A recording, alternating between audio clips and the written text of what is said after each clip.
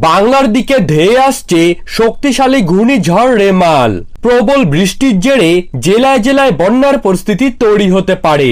সেই কারণে বাংলার উপকূলবর্তী জেলাগুলিতে বৃষ্টির লাল সতর্কবার্তা জারি করা হয়েছে। কবে ও কখন কোথায় আছড়ে পড়বে এই ঘূর্ণিঝড়টি এবং ঘূর্ণিঝড়ের ফলে বাংলার কোন কোন জেলায় বৃষ্টিপাতের পূর্বাভাস রয়েছে, তো সবই বিস্তারিতভাবে জানতে পারবেন এই ভিডিওটির মাধ্যমে। খবরটি অবশ্যই শেষ অবধি দেখবেন এবং আপনার জেলার আবহাওয়ার যে কোনো গুরুত্বপূর্ণ খবরের আপডেট আপনি যদি প্রতিদিন সবার প্রথমেই পেতে চান, তাহলে অবশ্যই আমাদের চ্যানেলটিকে সাবস্ক্রাইব করবেন এবং পাশে থাকা বেল আইকনটিকে প্রেস করে রাখবেন। তো চলুন এক নজরেই দেখে নেওয়া যাক।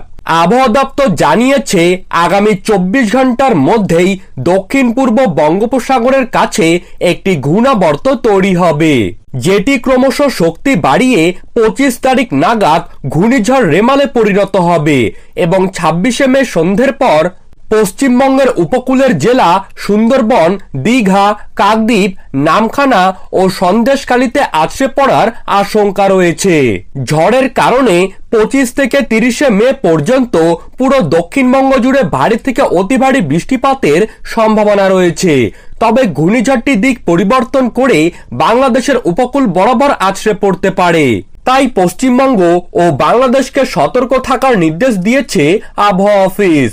ঘূর্ণিঝড়ের কারণে দক্ষিণবঙ্গের উত্তর ও দক্ষিণ 24 পরগনা, হাওড়া, হুগলি, কলকাতা, পূর্ব ও পশ্চিম মেদিনীপুর, দীঘা, কাথি, হলদিয়া, খাজুরি, কাকদ্বীপ, নামখানা, পাশেরগঞ্জ, রায়দিঘি, গোসাবা, সন্দেশখালী সংলগ্ন এলাকায় বজ্রবিদ্যুৎ সহ ভারী বৃষ্টিপাতের লাল সতর্কবার্তা জারি করা হয়েছে। ভারী বৃষ্টি ও ঝড়ের কারণে ফসল না তুললে ব্যাপক ক্ষয়ক্ষতি হয়ে যেতে পারে। তাই পুরো বাংলার চাষি বন্ধুদেরকে সতর্ক থাকার নির্দেশ দিয়েছে আলিপুর আবহাওয়া দপ্তর। ঘূর্ণিঝড়ের কারণে দুই বাংলার উপকূলবর্তী জেলাগুলিতে ঘন্টায় প্রায় 90 থেকে 100 কিলোমিটার গতিবেগে ঝড়দমকা হাওয়া বইতে পারে। সমুদ্র উত্তাল থাকার কারণে পর্যটকদের পাশাপাশি মৎস্যজীবীদেরকে গভীর সমুদ্রে মাছ ধরতে যেতে নিষেধ করা হচ্ছে। তবে সাইক্লোনটির গতিপথ নিয়ে এখনই কিন্তু সুনির্দিষ্টভাবে কিছুই বলা যাচ্ছে না, কারণ সময়ের সাথে সাথেই ঘূর্ণিঝড়টি কিন্তু তার দিক পরিবর্তন করতে পারে। তাই পশ্চিমবঙ্গ না বাংলাদেশে ঘূর্ণিঝড়টি আছড়ে পড়বে তা কিন্তু 25 তারিখ নয়তো 26 তারিখেই জানা যাবে।